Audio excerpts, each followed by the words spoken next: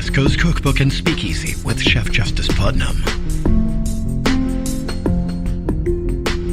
Netrootsradio.com.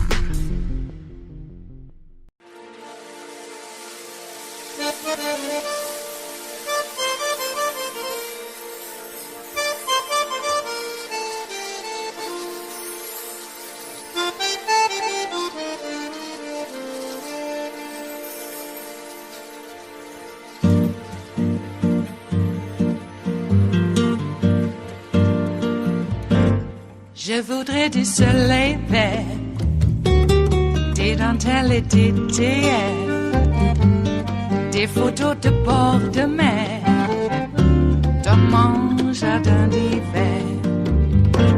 Je voudrais de la lumière, comme en Nouvelle-Angleterre. Je veux changer d'atmosphère, dans mon jardin d'hiver. Ma fleur sous la pluie de novembre, tes mains qui courent, je n'en peux plus de t'attendre. Les années passent, il est loin, là je tombe. Nul ne peut nous entendre. Je voudrais du Fred Astaire, revoir un latte. Since Italy's election results came out this week, setting up far-right leader Giorgia Meloni to be their next prime minister, a few old videos of her have been getting particular attention. The left's been sharing a clip from 1996 where a very young Meloni praises Mussolini. A sobering warning, perhaps, of where her politics originated. Meanwhile, the right has been sharing this clip. Perché tutto quello che ci definisce in questo tempo è un nemico, per chi vorrebbe che non avessimo più un'identità e che fossimo solamente schiavi, consumatori perfetti. E allora è sotto attacco l'identità nazionale, è sotto attacco l'identità religiosa, è sotto attacco l'identità di genere, è sotto attacco l'identità familiare. Non devo potermi definire italiana, cristiana, donna, madre, no. Io devo essere cittadino X, genere X, genitore 1, genitore 2, devo essere un numero. Perché quando sarò solamente un numero, quando non avrò più un'identità, quando non avrò più radici, beh allora sarò lo schiavo perfetto in balia della grande speculazione finanziaria. Meloni says Italians, you notice there at the end, are slaves at the mercy of financial speculators. Senator Ted Cruz shared that video. He was among many who shared it, calling it spectacular, which is a bit odd because his wife Heidi could very well be considered a quote-unquote financial speculator, given she's a managing director at investment megabank Goldman Sachs. But I think we all know Ted New York Values Cruz is not talking about Wall Street finance bros, and neither is Meloni. Historian Michael Beschloss deciphered the financial speculators line on Twitter. Quote, sounds just like 1930s in Italy and Germany. No thanks for the memories. And he notes, Mussolini enjoyed publicly referring to Jewish people as financial speculators who needed to be controlled. That's what we're talking about here. It shouldn't surprise any of us that the far-right leader of a party that literally descends from Mussolini's own fascist party is already peddling the same anti-Semitic rhetoric. But it should scare us. Joining me now to discuss this is MSNBC political analyst Peter Beinart. He's the author of the Beinart Notebook on Substack and editor-at-large for Jewish Currents. Peter, thanks for coming back on the show. When we talk about financial speculators, especially as being to blame for all of society's problems, how much does that kind of rhetoric sound like the 1930s to you when it comes from someone like Meloni? It's very problematic. I mean, and it's really important to make a distinction, right? Bernie Sanders talks about the problem of the global financial system. Talks about income inequality. But when he talks about it, he specifically names the kinds of people who he's talking about. And the people who he names are people who he names because of the particular role they play in the economy, right? Not because they have a relation, not because they're Jews. And he also has an economic agenda that is focused on progressive economic change. What you see with right-wing figures like Meloni and also those in our own country like Donald Trump is that they use this populist economic language, but their policies actually actually exacerbate the problems of global inequality. And so what they do is they hijack what appears like a left-wing economic agenda, but they give it this sinister cultural valence. So the people, the problem, the financial speculator is not actually a term about a certain economic profession. It's actually a coded way of talking about a certain ethnic or national group, the Jewish people. Yes, and you remind me by mentioning Trump of that 2016 clothing ad that him and Bannon came up with, where you saw only three faces as the faces of the financial elite, and it was Janet Yellen, Lloyd Blankfein, and George Soros, if memory serves me correctly, all three. I have no idea what they have in common, none whatsoever. Giorgia Meloni, Peter, has espoused this theory of ethnic substitution too, which is a version of the Great Replacement theory of the far right. People tend to think of Great Replacement as being about stopping black and brown hordes from coming into the West. It's Islamophobic, it's anti-black racist, but it's also anti-Semitic, right? Yes, and we've talked about this before, because the thing about these racists is they think their countries are threatened by immigrants from the global South, but they also think that immigrants from the global South are inferior and thus essentially can't organize an invasion on their own. And that's where the Jews come in, right? Whether it's George Soros or some figure like that, the idea is that the Jews are secretly organizing these people from the global South to do the invasion. The Jews are the kind of sinister, evil geniuses in the story. And that is essentially the story that we've seen all over the world. Now with her in Italy, it was the same kind of story that led this guy in Pittsburgh to ultimately shoot people in the Tree of Life synagogue, because he decided that the Hebrew Immigrant Aid Society and George Soros were behind the caravans that were supposedly invading the United States. Yes. And it's worth reminding our viewers that at the time, then President Donald Trump pretended that maybe Soros was maybe, I'm not sure. I think he said to an interviewer, maybe Soros is behind the caravan. So that was the kind of helpful rhetoric that he added to the equation. So let's talk about Italy. Let's talk about Meloni. She has tried to separate herself from her party's fascist past by disowning fascism verbally, but also by describing herself as a friend of Israel. Peter, we've seen a lot of people on the right, on both sides of the Atlantic, push what sound like anti-Semitic tropes, but then say, hey, I'm not an anti-Semite, I'm a big supporter of Israel. We see Viktor Orban in Hungary often hiding behind that defense when he's accused of pushing anti-Semitic conspiracy theories. It's a common tactic, is it not? Do you buy it? Well, in fact, there's no ideological contradiction between not liking the Jews in your own country and really liking particularly right-wing Israeli government. So Israel is an ethno-state, right? It's a state built around one particular ethno-religious group. It has an immigration policy which makes it extremely difficult to get a citizenship if you're not Jewish, for instance. It has democratic features too, but they're more for Jews certainly than for Palestinians. So Israel is a kind of a model for the far right, whether they be in Hungary or Italy or the United States. The problem with Jews in their own countries is that Jews are not of the dominant ethnic religious group and generally have a gnarly, annoying tendency to not want their countries to be Christian nations and to ally with immigrants and other disadvantaged groups in order to pushing a more pluralistic notion of equality under the law. And that's the reason that you see this tendency again and again and again for people who do anti-Semitic things at home to also embrace Israel.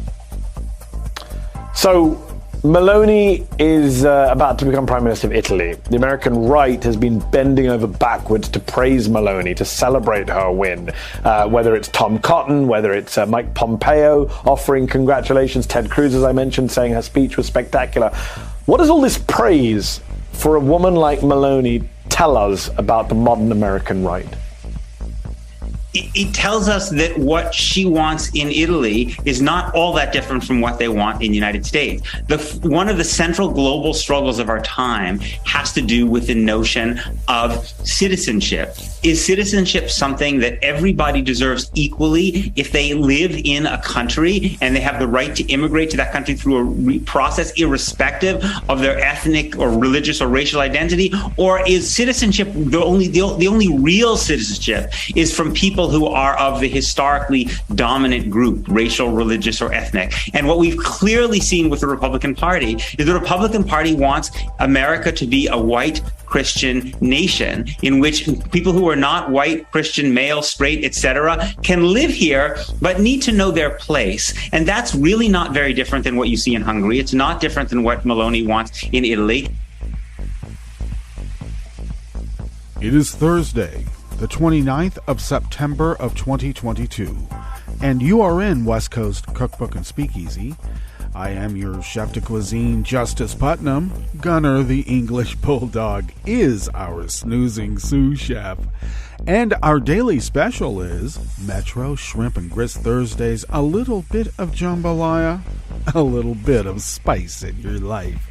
And it's getting pretty spicy over there in the Carolinas. Yeah, Ian, though it's been downgraded, it's somewhere between a tropical storm and a hurricane, and it may be gaining strength. But regardless, the Carolinas get hit pretty hard, and they have a different geology in Georgia and the Carolinas than they do in Florida, which is really a lot of sand, and that absorbs water in a different fashion. So we'll see. You know, they can have issues with flash flooding there, and that has to do a lot with the geology. And they're going to get dumped with a lot of water. Okay, well, we were all warned that these things would happen because of, well, global warming. I know we call it climate change, but it's really the planet warming up, just like we were told and just like we said would happen. No one wanted to listen to us. Did we storm the state and federal capitals to take over the government to get our way? No. We tried to work within the framework of the system, and look where we are now. That doesn't mean to stop working within the framework of the system, but look where we are now. They use our infrastructure of, well, social interaction against us. And we need to wake up. Really, really do. You know, this Giorgia Meloni lady, she's starting to really piss me off. Really. You know, this hateful, red-eyed rage. You know, it's just so bigoted. So racist. I have seen this before, and we all have as well. Oh, my God. And I got to tell you, a lot of times there's a little bit too much wine involved, too. And I mean with an H and without. The grapes of wrath. Wherever you can, well, you know, find them. And so now we have a international calamity on our hands because of it. I don't know. Is there an asteroid headed our way? And just like on the island of Lord of the Flies, the choir boys, and the girls too, have really pretty much taken over because of their military precision. I always liked in the original black and white version of William Golding's Lord of the Flies brought to the screen. The Brit version is what I like to call it. The choir boys conduct marching drills on the beach, just like you would expect. Yeah, regiment this, Jack. So now we got a bunch of jacks jacking around. And we solitary Ralphs with our little sidekick Piggy are going to change the world back to what it was. Well, I have to say, the ending of the movie wasn't necessarily a bringing of great solace. The adults just accidentally stumbled upon them and found the kids. Well, they were looking for them, but the kids didn't save themselves. Now, there was another story of a true story actually, of some Polynesian kids who, and quite a few of them, you know, over a dozen, maybe 20, something like that, who I believe they were ditching school to go fishing. And they got caught in a squall and blown out to sea. And they happened upon a deserted island and flourished without any of the conflict that was depicted in Lord of the Flies, which was an example we always looked at as showing that in the new biology, organisms who survive tend to cooperate with each other rather than are in conflict, so that it's only the strongest shall survive. Those that are in conflict tend to, conflict themselves out of existence. So anyway, I don't see us necessarily being the loving types over a broad spectrum. On the other hand, you know what? Sometimes because of the bombast and the bullying, people of good nature kind of are taken aback by the bombast and the crassness. It's so out of the norm, one wonders, well, should we really allow that in a free society? Is this a test of how free we really are?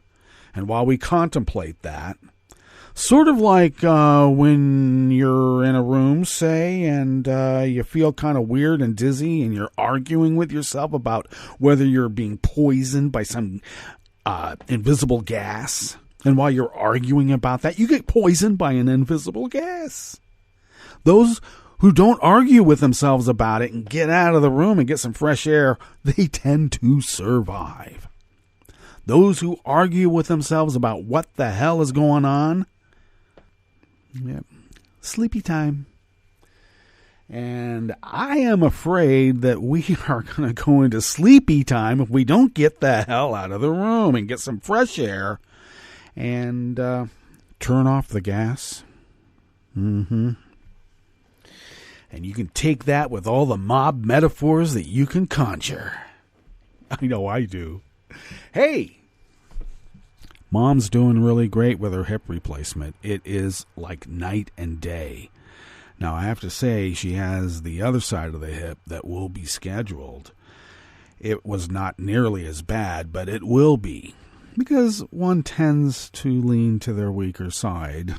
That's how it works. And but that is great news. Her disposition is considerably different. She gets a little confused, but I think that we might be able to moderate it somewhat with medication. We'll see. We're going to talk to her primary today, and then we'll also speak with the behavioral doctor who administers the chemicals that she lacks to be able to, be a functioning human being. No, she's functioning, but you know what I mean. Elderly people who are more elderly than us sometimes need a little bit of help, and that's okay. But regardless, she's doing great, and thank you to those of you who reached out and wished her well wishes. And I'm doing considerably better too, though. Part of survival is knowing how to pace yourself too, and that's always been a struggle. But I have no other choice. There are certain things that I just have to give up. I can't do it anymore. Because if I do, then it's going to take a long time to recuperate, and I've got too much to do. I feel really bad about missing a couple of shows last week because that arthritis flare was so profound. Oh, my God. And here I thought I could gut out pain. Jeez. Well, no, I've been in considerable pain before, so I know what it's like. And when it gets to that point, there's no use attempting to function in the real world. You're going to have to attend to what it is that's telling you that you are hurt. That's what pain is. Hey, buddy, you're hurt. Do something about it. Oh, I'll put it off. No, you won't. So, anyway, once again, thank you to those of you who reached out and wished me well wishes, and that was very nice, and thank you so much. Alrighty. Well, there's much more to speak about on the personal level, or even on the international level that has nothing to do with family. But we're going to get right into, finally, what we have in store for you here on in Metro Shrimp and Grist Thursdays, West Coast Cookbook and Speakeasy. Let's see here. On the rest of the menu, oh, yes, at the top, of course, that was Meloni. And she has a problem with those hook-nosed Jewish financial speculators, and you know what she means. You know, all fascists have a problem with financial speculators. My God. You know, they're hoping that we're as stupid as all the people who don't know anything about history because the books have been banned and burned. No wonder they want to get rid of them. We won't allow that to happen. No, we won't. On the rest of the menu, a Florida CEO urged her staff to work through Hurricane Ian. Then she grudgingly took it back. Damn. Reversing course after Biden and Harris supported it, California Governor Gavin Newsom signed a farm worker unionization law. And the Supreme Court will continue providing live audio broadcasts of arguments and cases just like they did during COVID, even as it welcomes the public back to its courtroom for a new term that begins on Monday. After the break, we move to the chef's table where a fashion model from Myanmar who feared being arrested by the country's military government if she was forced back home from exile has been granted asylum in Canada. And Italians marched in scores of cities and towns for abortion rights after neo-fascist Giorgio Meloni's electoral victory. You know, sort of like a woman's march. Remember that? All that and more on West Coast Cookbook and Speakeasy. Bon appetit.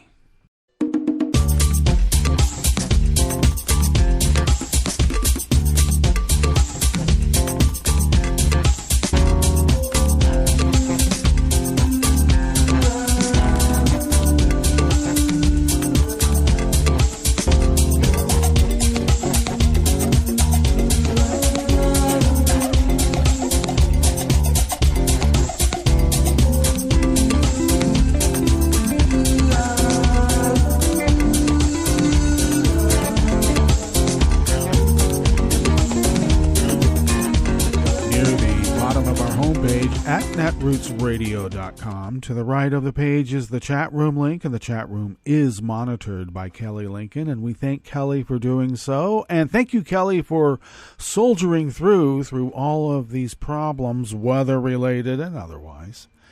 If you out there in radio listening land would look, with quotation marks around the look part, across the page of our homepage at netrootsradio.com to the left, you will notice the Patreon link. And if you could become a recurring Patreon of Netroots Radio, I cannot tell you how much that would help.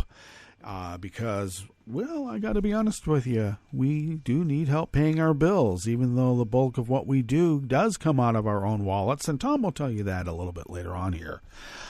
We would not be able to do any of this without you, and we thank you for your generosity in allowing us to fulfill our civic duty. If you could afford an espresso-type coffee drink and send those funds our way once a month, yes, once again, it would help so very, very much, and we thank you.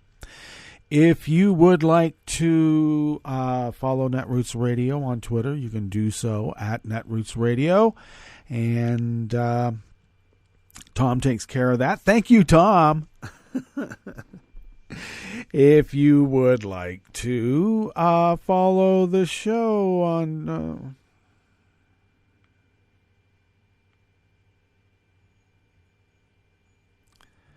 You can follow me on Twitter at Justice Putnam. I post the show notes and links diary about 10 minutes before showtime, and then you can find those show notes and links where the real reportage is in its entirety by the links on my Twitter feed as well. So there you go. If you would like to follow the show on Twitter, do so at Cookbook West. I'm all discombobulated all of a sudden because of things going on in the background that happened to do with, well, the radio. Anyway, yes, follow the show on Twitter at Cookbook West and pick up podcasts by way of Spreaker, Stitcher, TuneIn, iHeart, YouTube, iTunes, etc., etc., etc. All right. This first offering here in the Bistro Cafe of West Coast Cookbook and Speakeasy. Metro Shrimp and Grits Thursdays, by the way. You can find my Metro Shrimp and Grits recipe on that Daily Coast Diary at the links provided. Andrea Salcedo of the Washington Post brings us this first offering. As Hurricane Ian, or is it Ian, neared on Monday, employees of a Clearwater, Florida marketing firm gathered in a conference room to watch their CEO on a large screen.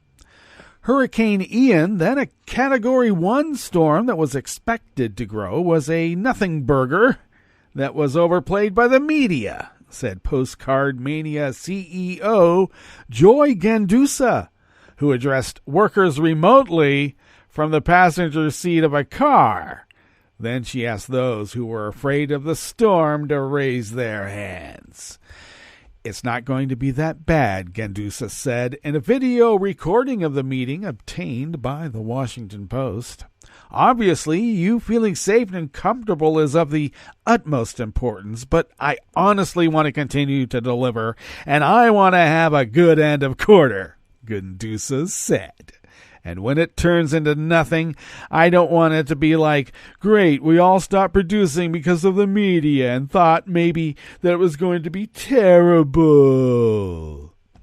By Monday morning, Florida Governor Ron DeSantis had already warned that by midweek the hurricane would pose a significant risk of life-threatening storm surge, hurricane-forced winds, and heavy rainfall to the state's west coast and the Panhandle. Multiple schools and colleges had already shut their doors in preparation for Ian.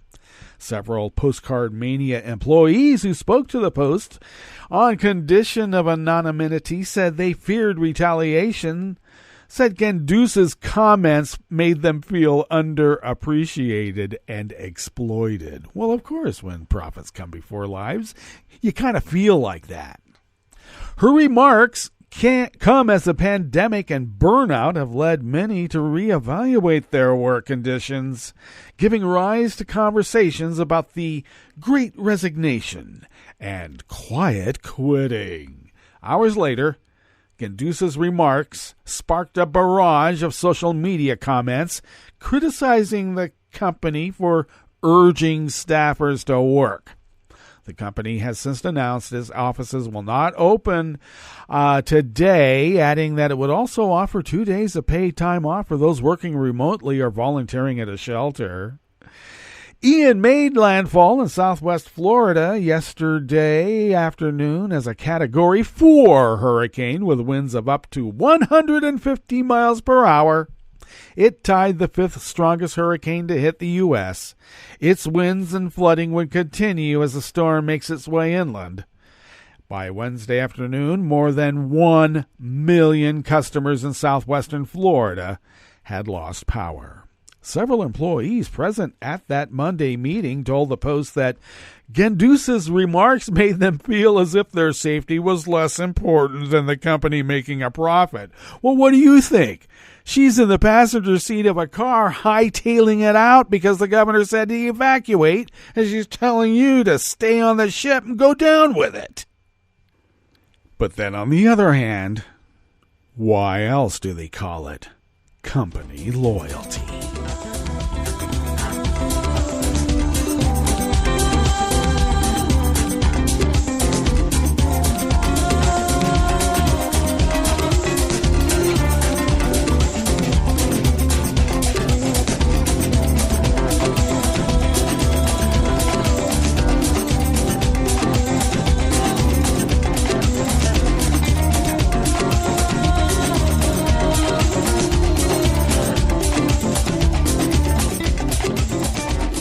Don Thompson of the Associated Press brings us this next offering here in the Bistro Cafe of West Coast Cookbook and Speakeasy.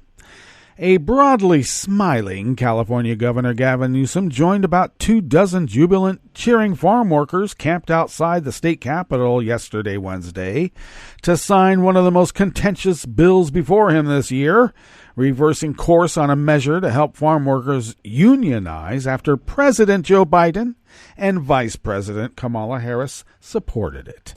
The White House support pinned Newsom in a difficult political position after his office announced before Democratic lawmakers sent him the bill that he would not sign it. But Newsom approved the bill only after he, the United Farm Workers, and the California Labor Federation agreed on clarifying language to be considered during next year's legislative session to address his concerns around implementation and voting integrity.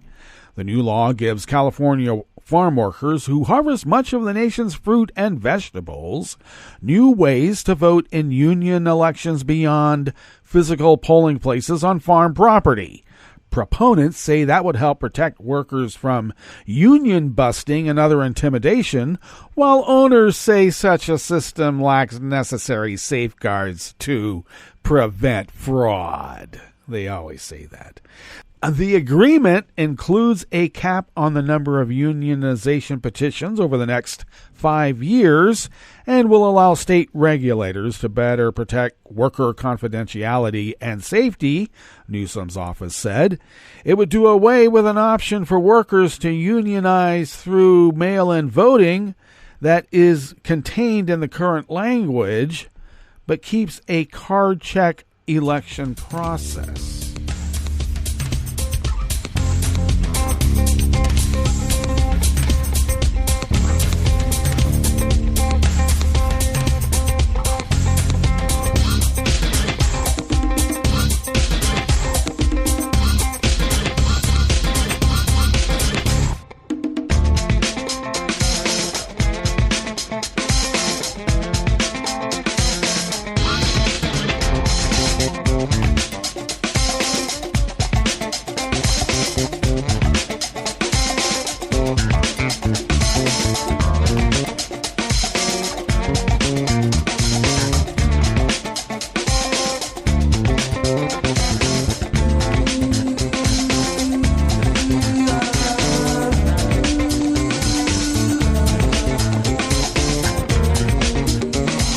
Jessica Gresco of the Associated Press brings us this final offering here in the Bistro Cafe part of West Coast Cookbook and Speakeasy. The Supreme Court says it will continue providing live audio broadcasts of arguments and cases, even as it welcomes the public back to its courtroom for a new term that begins Monday. The justices began providing live audio of arguments after the court closed to the public in March of 2020 because of the coronavirus pandemic. Monday will be the first time in more than 2.5 years that the justices will hear arguments with members of the public present. Chief Justice John Roberts had said earlier this month that the public would be allowed back in October following the court summer break, but the court had not announced specifics or said what would happen to the audio feed of arguments the court has been providing through its website. Before the pandemic, audio of arguments was generally available only several days after they took place. On Wednesday, the High Court announced that the building would still remain closed to visitors until further notice outside oral arguments, which are scheduled on 4 days in October. Members of the public who attend on those days will not be required to wear masks. Well, let us now go to our break and ponder all of that. And when we get back from that break, we will go through weather from around the world, and we will finish up with the stories that we have curated for you today. You are listening to West Coast Cookbook and Speakeasy, and we will be right back. You are listening to netrootsradio.com. Please hang up and try again.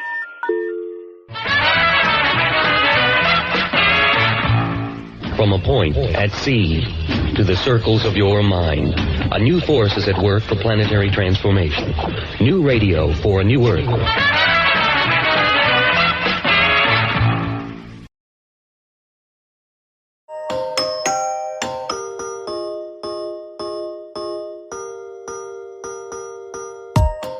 Hi, and welcome to COVID Quickly, a Scientific American podcast series.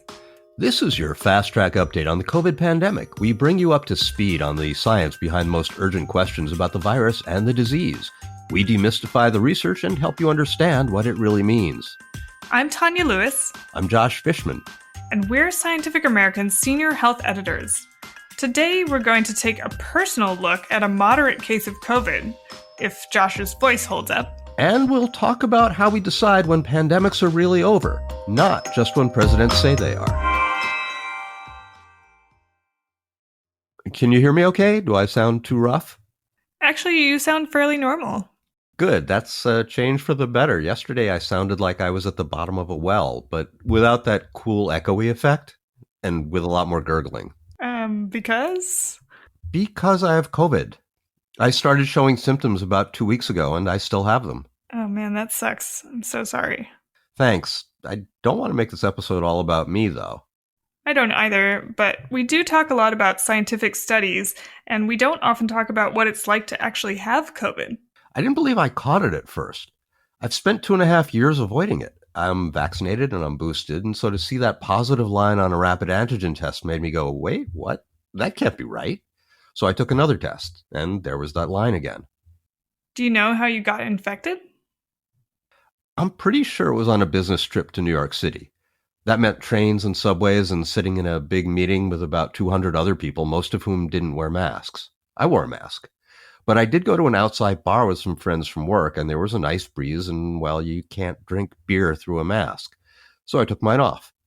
That's understandable. When did you know there was a problem? 3 days later, I was in my backyard, a nice warm day, and I started to get chills. And I knew I'd been in riskier situations than normal, so I took a test and did the whole double take thing. Was it scary? I wasn't scared for me.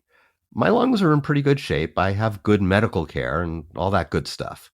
But I worried about infecting my spouse. We grabbed masks right away, and I moved into a different part of the house. Not everyone has the luxury of that kind of space, though. So I was thinking we were actually lucky. By the next evening, I couldn't get out of bed, and I wasn't feeling quite so lucky. Oh, geez. What were the worst symptoms? I don't want to get into really icky details. Okay, well, give us the non-icky version. Coughing, pretty much nonstop. And my throat got so painful from it that I couldn't even swallow tea with honey, which is usually soothing. There were 2 days where I just lay in bed and ate a little applesauce and gargled with salt water. And I swallowed a lot of NyQuil. I'm sorry. Did you try Paxlovid?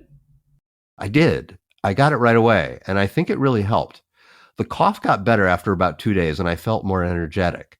And 6 days after the symptoms started, I was in my yard again, and I walked my dog, wearing a mask because I was still positive on the rapid tests. But then I had a relapse. Really? One of those Paxlovid rebounds that we've heard about? No, because I never cleared the virus. I have a whole souvenir row of positive test strips lined up on my dresser. And I still had some symptoms like chills and fatigue. The tests are pretty accurate. I looked them up on the Cochrane Reviews, the website of a really good nonprofit that evaluates medical evidence with very strict standards. And only about 11% of people taking antigen tests would get a false positive in my situation. Huh. So how are things today? I feel better, really better, and this is day 11. And this has just been a moderate disease. I've had the flu, but no flu has ever hit me this hard. So I'm back to feeling lucky. We're still losing 400 to 500 Americans every day to COVID. But I think I can get back to work, at least from home, and I don't think I've infected anyone around me.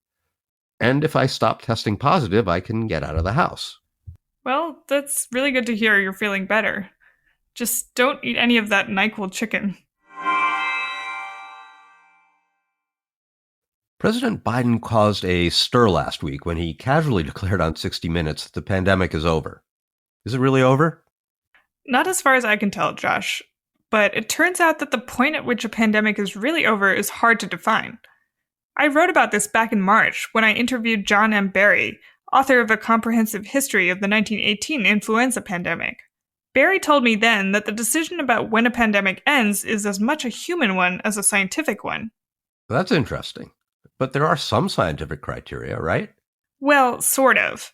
As Georgetown International Health Law professor Alexandra Phelan pointed out on Twitter, There's no formal law or process for declaring a pandemic over. For influenza pandemics, they're usually considered to be in a post-pandemic phase when flu cases return to seasonal levels. But it's not yet clear what those will be for COVID, or if we've even gotten there yet. Right. 400 people a day are still dying of COVID in the US, and many more of them are dying around the world. That doesn't seem at all like the end of a pandemic to me. Nor me. COVID is still spreading widely around the world and is likely to be around for the rest of our lives as an endemic virus. But thanks to vaccines and better treatments like Paxlovid, it's not killing nearly as many people. That said, we could still see a new variant this fall or winter that's better at evading the vaccines or is more severe. That could cause cases and hospitalizations to tick up again. Which means that now is a good time to get an updated Omicron booster shot if you haven't already. Exactly. But getting back to Biden, some people strongly criticize him for saying the pandemic is over.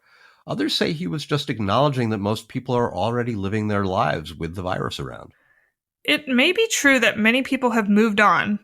Others are still being cautious or struggling with lingering symptoms that have upended their lives. But whether or not you consider the pandemic over, the more important question is how we're going to deal with COVID going forward, especially for the most vulnerable among us. But there is reason for hope. Fewer people are dying from COVID globally now than at any time since March of 2020. As the WHO Director General said in a recent press briefing, we are not there yet, but the end is in sight. Now you're up to speed. Thanks for joining us. Our show is edited by Jeff Del Vicio and Tulika Bose. Come back in 2 weeks for the next episode of COVID Quickly, and check out SciAm.com for updated and in-depth COVID news.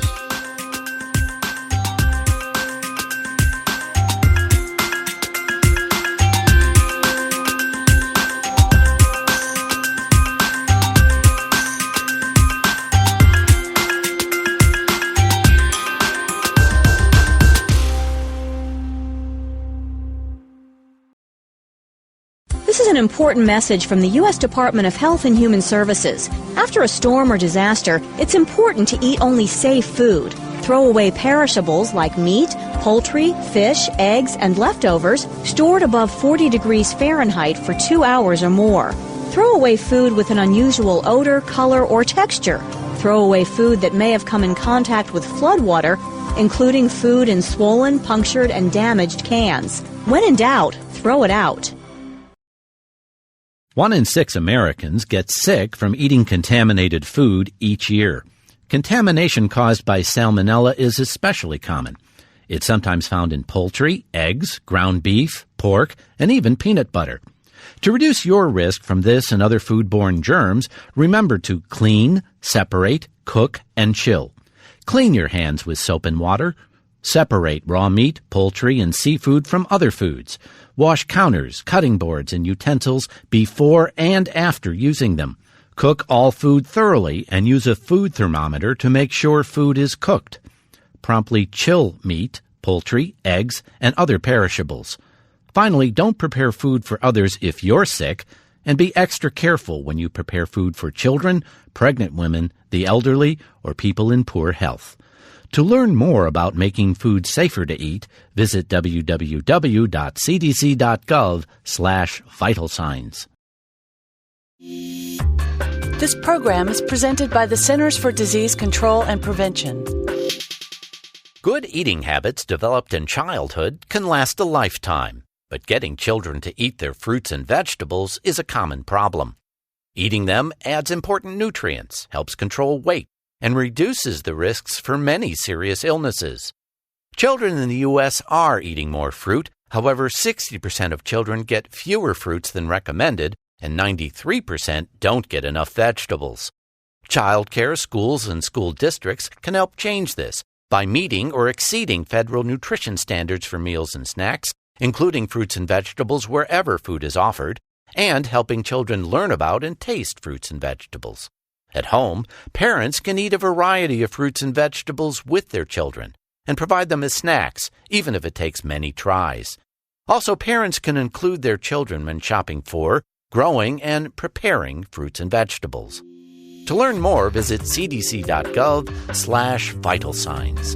For the most accurate health information, visit www.cdc.gov or call 1-800-CDC-INFO. I was in the middle of the Atlantic Ocean when it happened. There was a sudden jolt and our submarine crashed on the seafloor. We were in total darkness. That's Dr. Dejana Figueroa, a marine biologist and STEM teacher, talking about a deep sea dive she'll never forget. It's funny, when I was a kid, I was afraid of the ocean, and there I was, 2 miles below the surface. But as a scientist, you prepare for that. Using our training and a little creativity, we fixed the sub and finished our experiments. The dive was just too important. Every dive gives us glimpses at things few people ever get to see. Glowing creatures, fiery undersea volcanoes. When we got back to the surface, I kissed the ground and called my mom, of course. But you know what? I wouldn't trade that dive for anything. Dr. Figueroa uses her passion for STEM to discover new things and make the world a better place. She can STEM, so can you. Check out She Can STEM for more stories and inspiration. A message from the Ad Council. Hi, it's Tom. Could we humbly suggest your donation to netrootsradio.com? All we've got to run this 24-hour powerhouse of progressive resistance radio is what comes out of our own wallets. And you are our biggest donor. And it doesn't take much, $3, $5. Just go to the bottom of our netrootsradio.com page and hit our secure donate button. Heck, you can even make a recurring contribution. So donate what you'd like at the bottom of our netrootsradio.com's homepage. Because you are our biggest donor. netrootsradio.com. Together, we are Resistance Radio.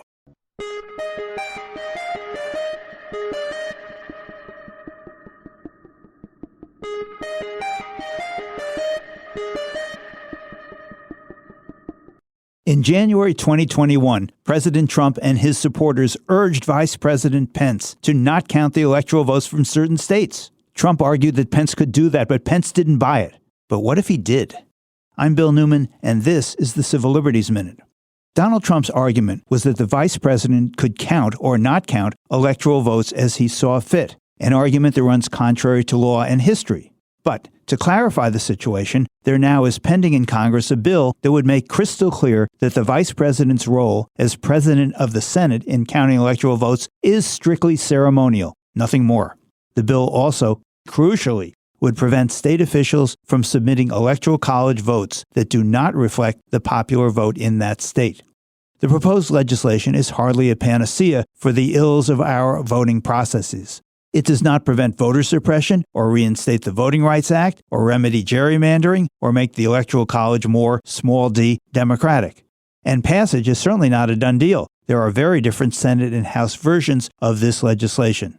Requiring that the Electoral College votes from each state reflect the popular vote and that those electoral votes actually be counted would help stabilize a pillar of presidential elections in the United States, a pillar that was put in grave danger on January 6, 2021. The Civil Liberties Minute is made possible by the ACLU because freedom can't protect itself. Make sure you're registered to vote. Go to rockthevote.org. Vote for Democrats up and down the ticket. This message, a public service from all the fine people of netrootsradio.com. I'm Rick Smith, and this is Labor History in 2. On this day in labor history, the year was 1931. Canadian coal miners, their wives, and children marched through the streets of Estevan, Saskatchewan. The miners were on strike for union recognition and better pay and working conditions. Safety was a major concern for the 600 men and boys who worked in the mines. Water collected in many work areas. Too often, the mine companies failed to replace rotting timber, so roof cave-ins were frequent. Inadequate ventilation led to high concentrations of carbon dioxide. For braving this dangerous underground work, the miners earned only 25 cents for each ton of coal. The miners had joined the Mine Workers Union of Canada earlier that year. They called a strike in September, but coal mine operators refused to meet their demands.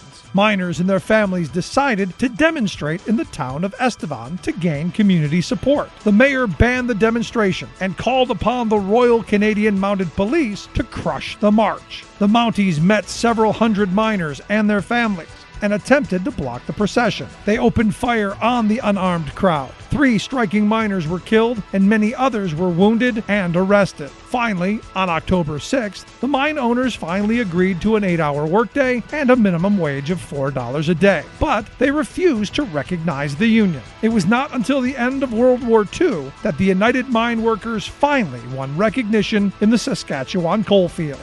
The strike remains a controversial event in Estevan. The 3 miners who were killed have the inscription "Murdered by RCMP" on their headstones.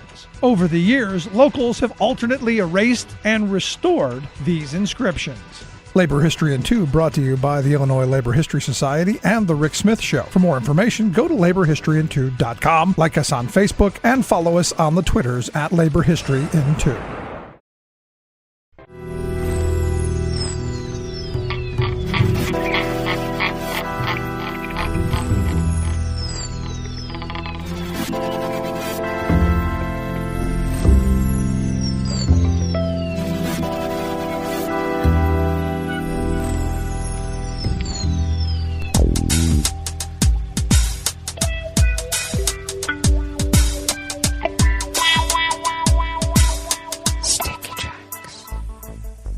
Thank you for accompanying us here to the chef's table at West Coast Cookbook and Speakeasy Metro Shrimp and Grits Thursdays. We always begin weather from around the world along the banks of the Rogue River in the Rogue River Valley of Southern Oregon on the west coast of the continental United States of America, where it is 55 degrees Fahrenheit, mostly cloudy conditions throughout the day, highs in the mid-70s with winds out of the north at 5 to 10 miles per hour, a few passing clouds overnight, lows in the mid-40s, winds will be light and variable, and then partly cloudy skies tomorrow, highs in the mid to upper 80s, winds light and variable. I just love those temperature swings, don't we all? Ragweed pollen is rated high in Rogue River proper. The air quality index for the Rogue River Valley region is good at 29 parts per million, and that daytime UV index is moderate at level 5. Barometric pressure is holding steady at 30.21 inches. Visibility is up to 10 miles. And relative humidity is at 86%. Weather from around the world is brought to you by a crowd of crowdsourced weather stations that a crowd crowdsources from around the world. And that's why they call it the Weather Underground, okay? That's how we do it. London is 60 degrees and partly cloudy. Paris is 58 and partly cloudy. Rome is 75 degrees and mostly cloudy. Kyiv is 62 and mostly cloudy. Kabul is 65 and clear. Hong Kong is 82 and partly cloudy. Tokyo is 71 and cloudy. Sydney, Australia is 60 degrees with rain showers. San Francisco, California is 58 degrees and partly cloudy, and New York, New York is 64 degrees Fahrenheit and partly cloudy. And that is weather from around the world, brought to you by a crowd of crowdsourced weather stations that a crowd crowdsources from around the world.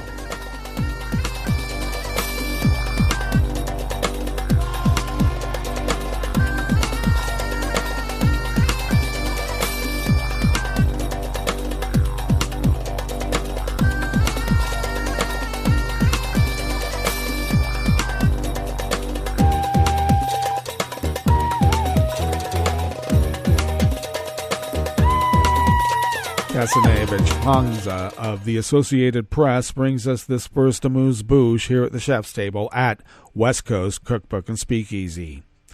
A fashion model from Myanmar who feared being arrested by the country's military government if she was forced back home from exile has arrived in Canada and has been granted asylum.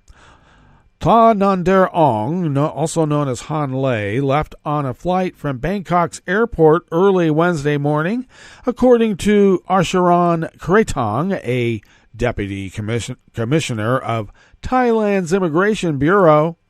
Ong wrote on Facebook she had arrived in Canada and thanked her fans for their support. "I will do my best to help my beloved Myanmar and the people of Myanmar as much as I can," she wrote in the post seen today. She told Radio Free Asia, a U.S. government-funded broadcaster, on Tuesday that she was headed to Canada after having been granted political asylum there with the assistance of the UN Refugee Agency and the Canadian Embassy in Thailand. "Everything happened so fast, and I only have a few pieces of clothing, so I will have to go along with what they have planned for me," she said. "I have spoken out for Myanmar wherever I go. I have talked to the media about my country while I was staying in Thailand. Since Canada is a safe place for me, I will have more opportunities to speak out on the issue. And as you know, there is a large Myanmar community in Canada, and I am sure I will be able to carry on the struggle for Myanmar with their help." A phone call to the Canadian Embassy seeking comment was not immediately returned. Ong had been stuck at Bangkok's airport after Thai authorities denied her entry when she arrived on September 21st after a short trip to Vietnam. She has been living in Thailand, but needed to leave and enter again in order to extend her stay. While at the airport, she met a UN refugee agency representatives in an effort to avoid being sent back to Myanmar.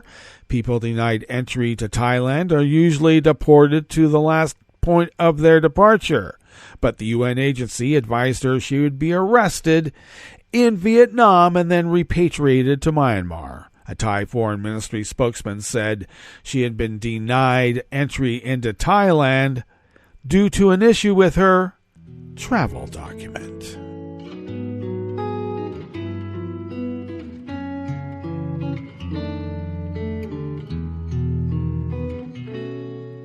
Je te donne c'est mon amour pour la vie entière, la promesse de me trouver à tes genoux.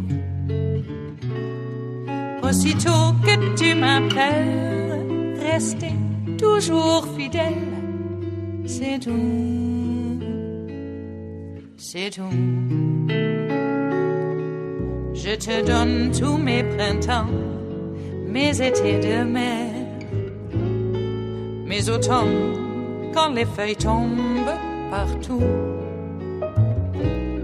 Si ce n'est pas une bonne affaire, je te donne tous mes hivers. Francis D'Amelio and Tricia Thomas of the Associated Press bringing us this final amuse-bouche here at the chef's table at West Coast Cookbook and Speakeasy. Italians marched through Rome, Milan, and other cities yesterday, Wednesday, to protest access to abortion, which many fear will be under threat by a far-right party expected to form the next government after leading in parliamentary elections. That's a nice way of calling them fascists, but okay. Waving banners reading "My Body, My Choice" and "Safe for All," more than 1,000 people marched from Rome's Escalino neighborhood, and at least that many from Milan's Central Station. The marches were part of a nationwide action aimed at sending a message to Giorgio Meloni and her Brothers of Italy party that protesters won't stand for any changes to 1978 legislation known as Law 194, guaranteeing access to abortion. The protest coincided with International Safe Abortion Day. Many cited curbs on abortion in many U.S. states after the U.S. Supreme Court struck down landmark legislation that had guaranteed access to abortion for decades as an indication of trends internationally. Meloni continues to say that she does not want to touch Law 194, but that she wants to guarantee a woman's right to abort, said protester Donatella Marcelli I don't believe what she says about choice. Organizers say they feared Meloni's party will launch a triad of God, homeland, and family policies, a reference to her political manifesto. Well, that brings us to the end of our broadcast period for the day, but you do know Netroots Radio broadcasts on, and we will meet up here tomorrow for Blue Moon Spirits Fridays, and don't we deserve it? So do stay tuned to Netroots Radio all day and all night for all the breaking news as it breaks, and we will meet up here tomorrow, right here in West Coast Cookbook and Speakeasy. Bon appetit.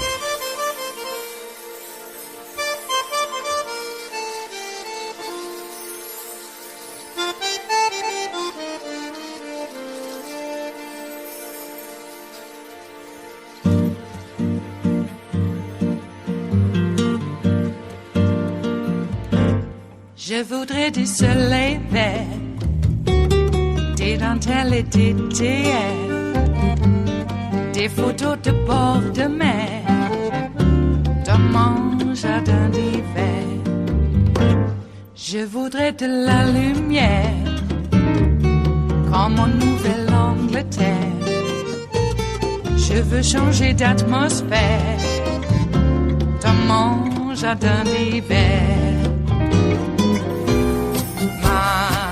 À fleurs, sous la pluie de novembre, tes mains qui courent, je n'en peux plus de t'attendre. Les années passent, qu'il est loin, là je tombe. Nul ne peut nous entendre. Je voudrais du Fred Astaire, revoir un latte Goël. Je voudrais toujours te plaire dans mon jardin d'hiver. Je veux déjeuner par terre, comme au long de golfe clair. T'embrasser les yeux ouverts dans mon jardin d'hiver.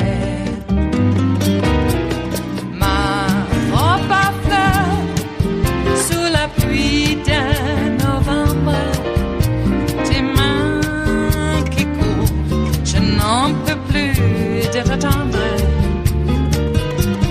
Les années passent, il est loin, là je tombe. Nul ne peut nous entendre. Ba-da-da-dum-di-da-dum. Ba-da-da-dum-di-da-dum. Ba-da-da-dum-di-da-dum. Dans mon jardin d'hiver.